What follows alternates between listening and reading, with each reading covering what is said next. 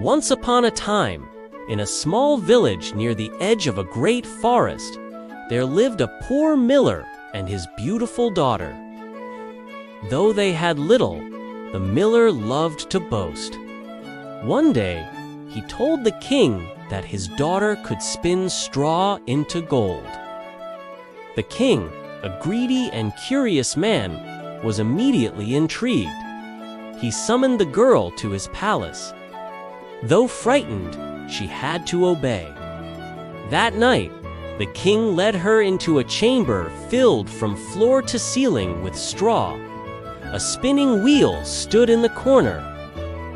"You have until morning," the king said coldly. "Spin all this straw into gold. If you succeed, you shall be rewarded." Left alone, the girl sank to the floor and wept. She did not know how to spin straw into gold. No one did.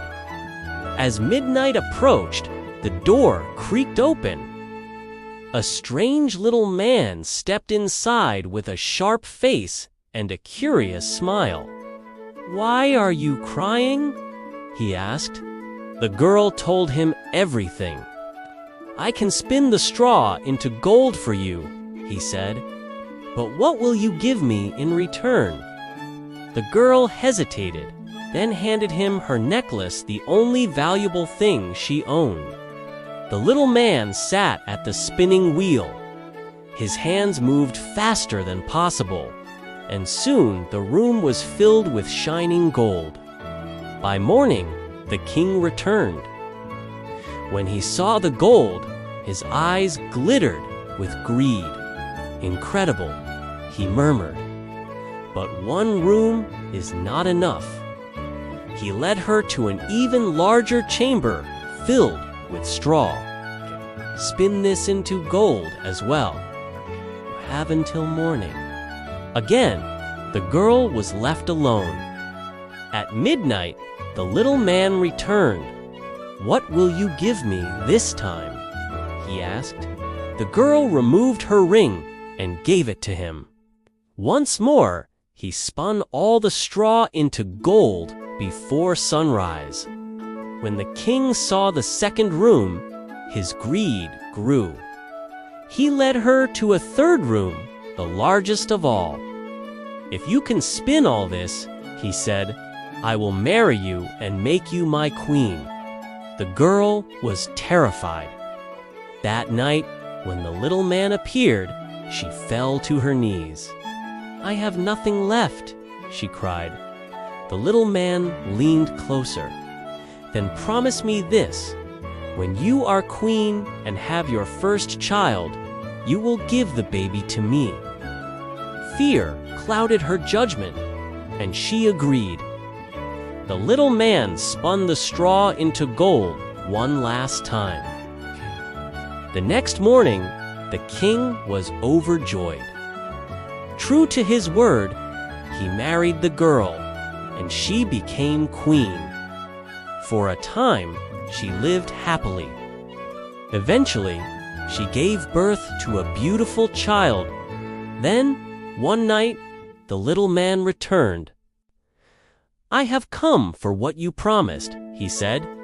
The queen was horrified. She begged him to take anything else, but he refused. Seeing her desperation, the little man made an offer. "I will give you 3 days. If you can guess my name, you keep your child." On the first day, she guessed every common name, but none were correct. On the second day, she sent messengers across the land. On the third day, a servant returned with a story. He had traveled deep into the forest and saw a strange man dancing around a fire. The man was singing, "Today I bake, tomorrow I brew, for no one knows. It's true that Rumpelstiltskin is my name." The queen smiled. That evening, the little man returned. "Well," he said, "do you know my name?" The queen pretended to guess wrongly. Is it Henry? Is it Thomas? No. Then she looked straight at him and said, "Or is your name Rumpelstiltskin?" The little man screamed in fury. In his rage, he stamped his foot so hard the ground shook.